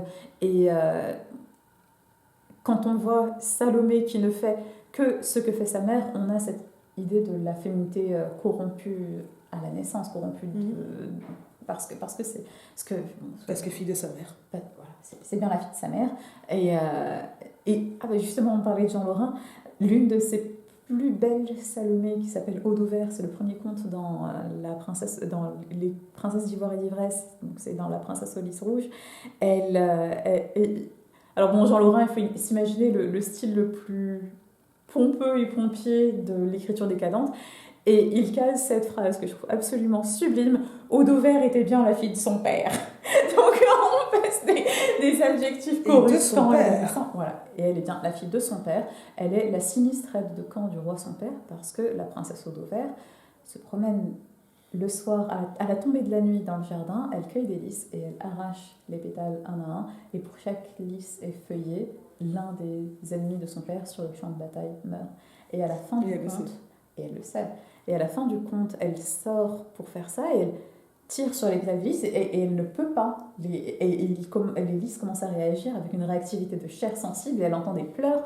Et tout à coup, elle voit un prisonnier qu'ils avaient hébergé la veille. Elle le voit étendu, les bras en croix. Et il lui demande pourquoi est-ce qu'elle lui fait ça. Et tout à coup, tous les lys deviennent rouges et on retrouve la princesse Eau d'Auvers morte le lendemain matin. Donc voilà, ça c'était Jean Lorrain. Grosse ambiance. Voilà, ambiance. Je pense qu'on a une vidéo assez longue. Est-ce qu'on peut parler un peu d'Oxford ? Comment t'es arrivée à Oxford ? Qu'est-ce qui se passe ? Alors, t'es dans un collège. Ça veut pas dire que t'es retournée en 4e, et c'est bien heureux. T'es dans un collège qui s'appelle Oriel, qui est assez ancien. De toute façon, tous les collèges sont assez anciens. Pas tous, en fait. Il y en a, je crois que les plus récents ont été fondés dans les années 1860. 1960, voilà, 1960, on est dans l'ultra. Ah, ok, d'accord, il y en a quand même au 20e. Oui, il y a des alors, j'avais vu passer, juste avant de venir sur Twitter par hasard, que finalement l'institution de l'université d'Oxford était plus ancienne que l'Empire aztèque. Oui. Ce qui est quand même assez incroyable. Alors, c'est assez et Oxford est vraiment très spécial. Alors, comment toi t'es arrivée à Oxford déjà ? Et qu'est-ce que ça t'a fait d'arriver à Oxford ? Comment je suis arrivée ? Qu'est-ce que tu fais à Oxford ? Quand je suis arrivée très concrètement un matin par le bus de nuit entre Paris et Londres avec 3 parapluies, un sac de courses contenant des jupons et 2 valises. C'est comme ça que je suis arrivée à Oxford en quittant Paris. Donc j'étais en région parisienne à Fontainebleau juste avant. Je suis arrivée... D'un château l'autre, quoi. On va dire ça comme ça. Je crois que l'une des premières choses qui m'avait attirée vers Oriel, c'était le fait que le cardinal Newman était là. Donc c'était l'un des auteurs dont j'ai parlé pour ma thèse. Donc c'était il était là, c'est trop bien. Et bon, il y a quelques années, on m'avait proposé de poursuivre un projet de recherche ici et de continuer, d'aider en donnant quelques cours. Et c'est comme ça que ça a commencé. Ok, voilà, il y a eu un contact qui a fait une mise en relation. À oreille, voilà. En fait, tout a commencé à un moment où j'étais en galère de programme professionnel en France. Je ne savais plus vraiment quoi faire de ma vie. C'est très compliqué. Voilà. Et après ma thèse, j'ai fini mon master en anglais, donc j'ai fait un petit retour. C'était bien confortable. Et après ça, j'ai enseigné un peu et je me suis rendu compte que tel que c'était, ma carrière n'allait pas évoluer parce que il n'y avait pas vraiment de débouché. Donc, je m'étais mise à fureter à droite à gauche et un ami qui avait été lecteur à Magdalen College, donc pas très loin. M'a mise en relation avec l'un de ses anciens collègues et qui m'a mis en relation avec quelqu'un d'autre. Alors, les collèges, c'est pas des départements, c'est pas exactement l'université, c'est un peu Harry Potter, vraiment très académique, mais c'est vraiment, en fait, Oxford est l'inspiration d'Harry Potter. Oui, exactement. On se disait tout à l'heure, on voit bien que Tolkien était ici. Oui. Je crois qu'ils sont tombés sur un concert de Hobbit humain. C'était des Morris Dancers, je crois. Ça s'appelle Morris Dancers. Morris Dancers, je crois que c'est comme ça. Mais alors moi j'ai adoré, je dis ça de façon qui a l'air d'être moqueuse, mais en fait non, les Hobbits sont des gens sympathiques. Oui, mais d'ailleurs Tolkien disait que les Hobbits c'était les gens du Midwest, donc Midlands. Midwest. Bon, mais Midwest, c'est plutôt aux États-Unis. Bah oui, justement. Mais ça fait quelque chose qui est vraiment... Enfin, Oxford, c'est vraiment agréable. Mais je te le disais, j'ai un peu l'impression de me promener depuis 2 jours là, dans un décor de cinéma, un peu en carton-pâte et en même temps très impressionnant, parfois écrasant de savoir. Bon. Donc il y a des collèges. Oui, alors l'idée, c'est que l'université, c'est l'institution centrale et que les collèges ont été fondés les uns après les autres pour former des étudiants aptes à passer les examens créés par l'université. Et parce que donc, l'université fait passer des examens et les collèges y préparent. Voilà, donc l'université, si on cherche un endroit... Le son des examens est magnifique. Hein. Oui. Ça change beaucoup d'Arcueil. Oui. J'habitais en bas de la rue un astronaute, justement, juste en bas de la maison des examens. Mais si on cherche un campus de l'université d'Oxford, on n'en trouvera pas, parce que l'université, c'est une espèce d'entité flottante. Ouais, c'est un truc administratif. Il y a différentes facultés, donc la faculté de langue, la faculté d'anglais, la faculté... Donc il n'y a pas de gens qui sont directement embauchés par l'université, ou très peu finalement Les postes sont généralement ouverts par un collège et la faculté. Il y a peut-être des postes administratifs, mais pas d'enseignement directement à l'université. Mais alors, l'enseignement est très rarement fait exclusivement en université. Donc, quelqu'un qui aurait une charge à la faculté serait aussi rattaché à un collège, ce qui explique que la faculté et le collège payent les fellows à pratiquement égal. Donc, l'université subventionne certains des professeurs des collèges. Et en retour, les collèges envoient des étudiants aptes à passer les examens. Donc, les collèges ça veut dire en fait finalement les examens sont publics, les cours sont privés. Voilà. Les collèges sont indépendants, chacun a son fonctionnement, sa culture indépendante. Et les cours, il y a des cours dans les facultés, et il y a aussi des cours qu'on appelle les tutorials, qui sont des cours en très petits comités, donc avec un professeur et 1, 2, 3 élèves en très petits groupes. Ouais. Et ça, c'est spécifique à Oxford, ce système ? C'était la même chose à Cambridge, mais ils sont en train d'admettre de plus en plus d'étudiants. Okay. Il y avait la même chose... le fameux Oxbridge de Virginia Woolf. Oui. Il y avait la même chose à la Sorbonne. Avant de penser à Tolkien, j'ai pensé à Virginia Woolf en me disant oui. Quand je vois à quel point c'est imposant, etc., j'imagine si en plus je n'avais pas le droit d'entrer, je serais vraiment folle de rage. J'ai vraiment compris quelque chose de Woolf sur je vois les gazons sur lesquels je peux pas marcher. Bon, personne n'a le droit d'y marcher sur la plupart des gazons, mais je vois les bibliothèques et je peux pas rentrer. Et là, j'ai vraiment compris la colère de Woolf, quoi. Parce que c'est extrêmement riche. Ouais, en bâtiment, c'est très très imposant. L'une des visions d'Oxford, comme dirait Baudelaire en traduisant de Quincy, les plus marquantes, c'est quand on marche de nuit dans les rues et qu'on voit les bibliothèques éclairées, donc il faut s'imaginer de très hautes baies vitrées et des kilomètres et des kilomètres de livres à n'en plus finir, et toute cette quantité de savoir à disposition ou pas à disposition, justement. C'est ce qui explique à la fois la colère de Woolf, la nécessité de rendre l'institution plus accessible par énormément d'efforts qui sont faits vers... Est-ce que c'est d'une certaine façon un peu le normal sud d'Angleterre ? Oui, voilà. D'ailleurs, en littérature française, les examens que passent les étudiants sont une décalque directe du cours normal. Ouais. Ça m'étonne pas. Donc c'est... Et en français ? Oui, alors, en français doit y avoir des choses en hybride. Il y a des choses qu'ils peuvent écrire en anglais, mais les examens de langue, ils ont écrit une dissertation en français. Donc ça, on retrouve normalement. Non, mais ça sélectionne directement. Déjà, tu es en Angleterre, il faut que tu écrives en français, ça sélectionne. Après, il y a une crise des langues vivantes ici, bon, comme en France, parce que l'idée est que l'anglais efficace, donc c'est plus le globish que l'anglais devient prédominant. Donc les gamins ici sont de moins en moins tentés d'étudier des langues étrangères. Encore moins la littérature étrangère. Voilà. Mais après, l'avantage, c'est que ceux qui veulent l'étudier le font par vraie passion, et c'est extrêmement touchant d'avoir des étudiants. Ça, tu te retrouves, tu m'as expliqué que tu avais finalement, bon, je reprends tes chiffres, tu m'avais dit 5 heures de cours par semaine. Ça paraît pas beaucoup, mais en fait, quand on parle, on est à l'université, donc 5 heures par rapport au lycée, c'est peu. Mais c'est à peu près ce que j'avais à l'université. Et alors, quand j'étais à terre, je pense que j'avais plus, mais tu n'as peut-être pas le même nombre de semaines non plus. Alors, et en fait, ça s'organise d'une façon très différente. Ça s'organise de manière très différente parce qu'on est en quelque sorte à la disposition des étudiants. Donc, on a un nombre d'heures allouées par semaine qui correspondent au salaire. On peut les utiliser comme on veut. Il y a des semaines où il faut être préparé à ce que les 5 heures, ça en devienne 8-9. Voilà, ça peut arriver. Après, ça s'harmonise au cours de l'année. Mais l'une des différences majeures aussi avec l'université française, c'est l'organisation de l'année. Il y a 3 trimestres de 8 semaines chacun. Ah, c'est dense. C'est très, très, très, très intense. Donc, en fait, ce qui explique que les 5 heures tendent à faire des petits.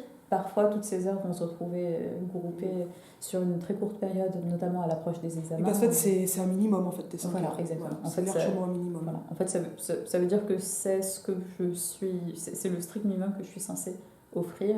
Et bien évidemment, comme ce sont les collèges qui présentent les étudiants pour les examens et que je veux que mes étudiants aient un bon niveau, j'ai aucune réticence à donner bien plus. Pour ton collège, Et après, il y a quelque chose ça prend dans des réseaux de fidélité qui font qu'on bosse, quoi. Oui. Et puis, quand on participe aux admissions ici, on s'engage en quelque sorte à choisir un étudiant avec qui on va travailler pendant 4 ans. Ouais. Et ça crée des liens très très forts. Et bien évidemment, au cours de la 4e année, quand quelqu'un que tu connais depuis 4 ans te dit est-ce que tu as un moment pour parler d'un texte, évidemment tu dis oui, tu ne regardes pas si tu as fait ton nombre d'euros. Mais finalement, tu vois, je trouve que c'est même plus intense qu'un normal sup. Je crois que c'est différent. Ouais. Le rythme est très différent, les étudiants le rapport prof-étudiant. Oui. Parce que malgré tout, un normal sup, tu as des profs qui sont très impliqués, mais j'ai l'impression que finalement, la hiérarchie prof-étudiant, elle est moins forte ici qu'un normal sup. Les frontières sont très très floues. On s'appelle généralement par nos prénoms. On vit il n'y a pas de question de tutoiement aussi avec le français.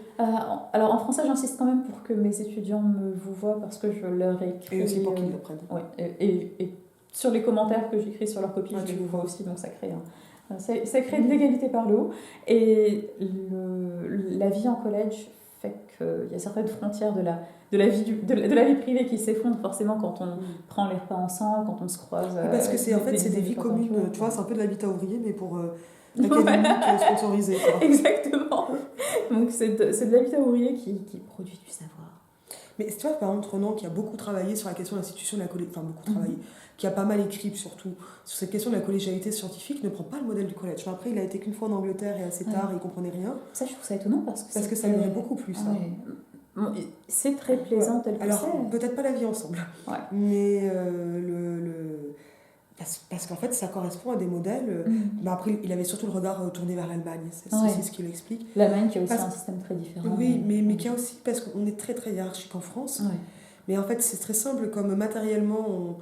En fait, maintenant, là, quand je vois Oxford, je comprends que notre effondrement matériel n'est pas récent, mais qu'on n'a jamais été au niveau matériel.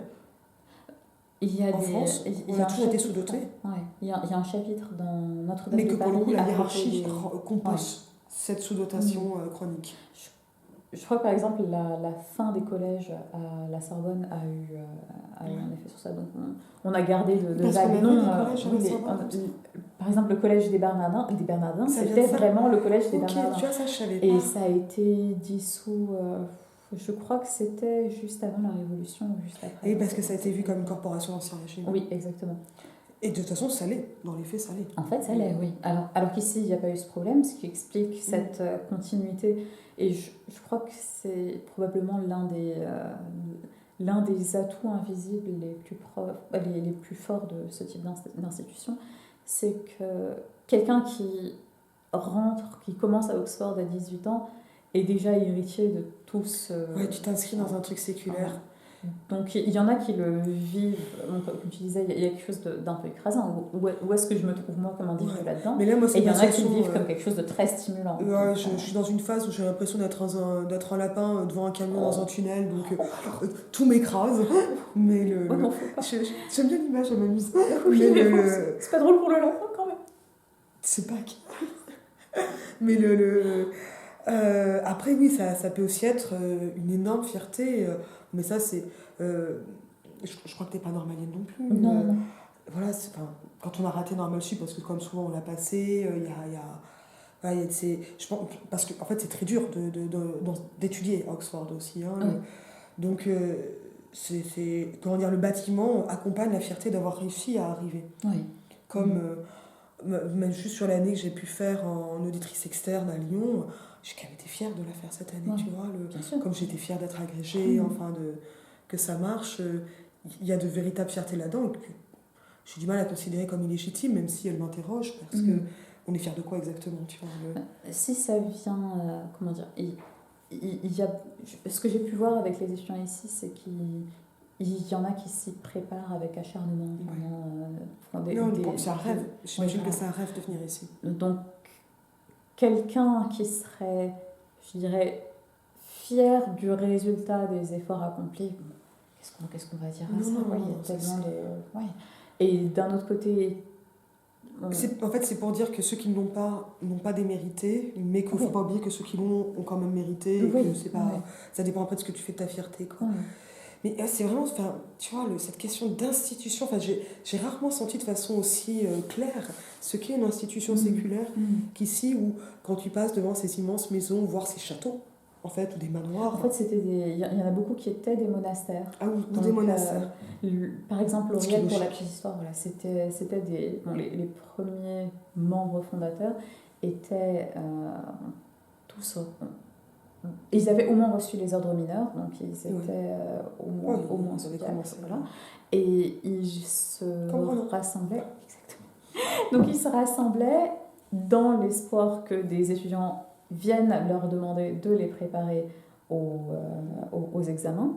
Mais l'idée était que la congrégation avait un rythme de vie quasi monastique. Donc on a encore dans les articles de la fondation du collège, par exemple, qu'il doit y avoir un office religieux tous les dimanches, donc c'est comme ça que... Où tu y vas ou tu n'y vas pas. Oui, il n'est pas obligatoire, mais il doit avoir... Le bénédicité à table, alors ça ne doit pas être obligatoire partout. Ça n'est pas obligatoire partout. À Auriel, je crois qu'on le garde par tradition, je ne sais pas si c'est obligatoire. Je sais qu'à All Souls, il y a...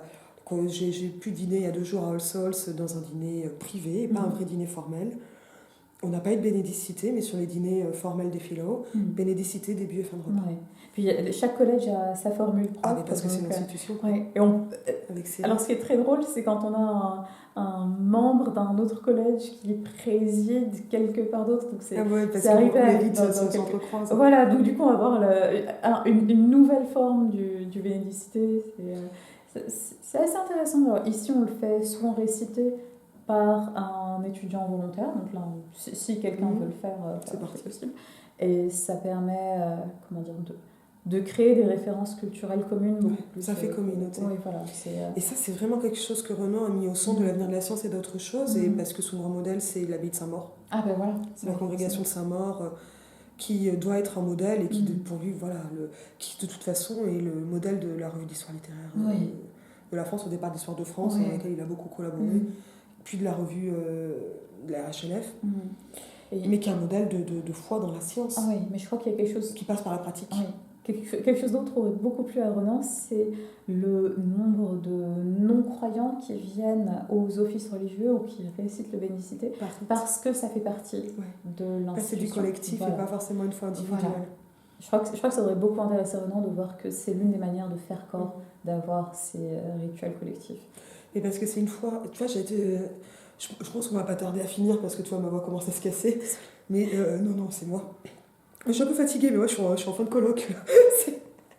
On arrive... C'est comme ça qu'elle est quand elle est fatiguée, moi je me la vois. Tu m'as pas vu ce matin. On arrive sur quelque chose je vais aller partir sur une foi en la science un peu bébête, quoi. Mais en fait, c'est vraiment une foi en l'institution, en ce que l'institution peut porter. Alors pas forcément consciente, mais en ce que l'institution peut porter. Alors, de toute façon, on m'a déjà dit, concrètement, je suis vraiment une athée matérialiste assez hardcore, avec des épisodes spiritualistes, mais qui n'aiment jamais amené à croire, ne serait-ce qu'à mon âme. Et en me disant, il y a déjà toute une tension qui se met en place. Et pourtant, je sais que j'ai profondément la foi, mais parce que c'est cette foi... En la science, je m'engueule avec un copain et collègue qui, lui, vraiment a une foi incroyable en la République. Moi, la République, j'y arrive pas. Moi non plus. Mais... Alors par contre, des choses qui vont être pas l'égalité des chances, mais peut-être une chance pour chacun, plus que l'égalité des chances, oui, parce que sinon je ne serais pas prof. Mais mes secondes, quand ils disent « Madame, je voudrais un peu plus », j'ai tendance à répondre « Non, mais ici c'est la science !» Et cette fois en la science, on peut construire quelque chose qui va être pérenne, en suivant des démarches, et des démarches qui sont toujours collectives et qui vont créer du collectif, et qui sont du collectif par le haut, la science. Alors, je ne vais pas dire que tout le monde doit être scientifique, mais je pense que ce que tu peux faire la science, c'est j'ai un rôle à jouer, de savoir, de quelque chose de solide. Et puis, si j'ai un rôle à jouer, et je dirais pas une mission, parce que étant athée, je crois pas à la mission, mais si j'ai un rôle à jouer, et autant au niveau politique, féministe qu'ailleurs, et moi je suis toujours la science devant le féministe de toute façon, s'il faut faire des hiérarchies, mais c'est vraiment dans cette idée de construire et de réfléchir à des savoirs communs, et qui vont permettre de faire communauté, mais qui passent aussi par cette pratique. Alors Ronan, il est invité parfois de 6 à 8 à la maison, les professeurs du Collège de France, et ça, pour le coup, le Collège de France, c'est un peu un genre de collège, peut-être. Et peut-être en sol, remarque, ce sont des étudiants au Collège de France, mais sans diplôme. Non, tu vois, peut-être qu'il y a... Parce qu'on a aussi des institutions qui sont incroyables en France, même si on les comprend mal. Et peut-être que même les professeurs du Collège de France ne comprennent pas le Collège de France comme Ronan, ou pas tous. Mais, ou public, j'en sais rien. Je me sens pas très à l'aise au Collège de France non plus, tu vois. Alors que Ronan. Mais c'est ça, tu vois. Parce que finalement, dans un monde où... qui est une vallée de larmes, où la cendre retourne à la cendre, parce que je suis un pessimisme joyeux, mais je suis quand même d'abord pessimiste. Léon Blanc aussi, hein, il y a ce truc, on ne peut pas communiquer, mais peut-être qu'avec la science, on peut communiquer entre nous et plus tard. Oui, alors... Tu vois, et c'est ça là, donc là on ne le voit pas, mais c'est les archives. Oui. C'est cette foi incroyable que j'ai dans les archives, en me disant, mais peut-être qu'on n'arrivera pas à les lire, mais ils y arriveront. Il y a quelques-uns y arriveront. À ce niveau-là, je suis tout à fait d'accord, et je pense qu'on peut avoir cette perspective, qu'on soit croyant ou pas, quand on est dans une position d'enseignement, quand on a quelque chose... La transmission. Pour l'enseignement, c'est la transmission directe, mais quand je vais écrire d'autres choses, c'est une transmission indirecte, et je vois pas. Mais même en fait, dans ce que je fais sur un gré de lettres, et je garde cette espèce de foi, et c'est peut-être pour ça que je sais pas trop quoi en penser exactement de me promener à Oxford et de voir que c'est une ville universitaire et touristique, et où je suis assez touchée, tu vois, de voir, fondée en 1500, en 1400, 1300, c'est incroyable. Ouais. C'est incroyable des institutions pareilles. Je crois que l'une des choses qui m'avait... Parce que ça, c'est une transmission. Oui. Alors les bâtiments ne sont pas très récents, même si quelques-uns, ce sont les institutions. Les bâtiments racontent des histoires. Mais c'est la question des statues récemment, mais quand on reçoit les étudiants dans ce collège, durant la cérémonie d'admission, on leur dit que maintenant, ils font partie de cette histoire, et du coup que cette histoire leur appartient, qu'ils ont le droit d'en faire ce qu'ils veulent, qu'ils peuvent l'étudier, l'apprécier, la critiquer, mais les faits sont... Et il faut connaître cette histoire. Il faut connaître, oui, bien sûr. Et quitte à la refuser, mais c'est... Mais on ne peut pas la refuser sans la connaître. Donc le problème qu'on a eu récemment par rapport à la purge du curriculum, du cursus en lettres classiques, par exemple, c'est absurde. L'idée que certains étudiants seraient trop sensibles pour tel ou tel... Ça, c'est histoire compliquée, parce qu'apparemment, c'était plus une histoire de recalibrage des programmes. Il y a eu un peu de tout. En fait, il y a eu beaucoup de tirailleurs sur ces choses-là, mais en gros, l'idée, c'est effectivement... il faut laisser la possibilité d'accéder à ces choses-là. Il n'y a pas de... De toute façon, en université, il n'y a rien d'obligatoire. On a toujours le choix d'appréhender telle ou telle chose. Quand on n'est pas en prépa concours. Parce oui, que ça c'est... Oui, justement, les prépas, c'est vraiment compliqué. Même, tu vois, la prépa grecque en université, elle est un peu à part. Mais sinon, je suis d'accord. Mais voilà, du coup, pour revenir au point de départ, l'idée, c'est juste qu'il y ait autant de savoir accessible que possible. Après, on en fait tout ce qu'on veut, mais qu'il n'y ait pas de... on fait des archives, quoi. Clairement, alors ça paraît un peu déprimant quand tu vois des archives qui n'ont pas été touchées depuis un siècle, ça arrive. Ça m'est arrivé de demander un livre à la BNF et de le faire couper, un livre du 19e. Et c'est un peu triste, en fait, tu vois aussi. Et en même temps, c'est touchant, mais en même temps, il y aura une lectrice 150 ans après, et c'est moi.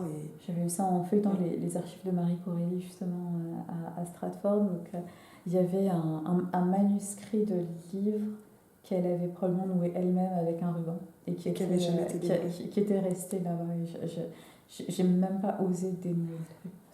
Bon, ça va avoir 110 ans, 115 ans facilement, ce petit nœud qu'un jour les mains de l'autrice du roman avaient fait.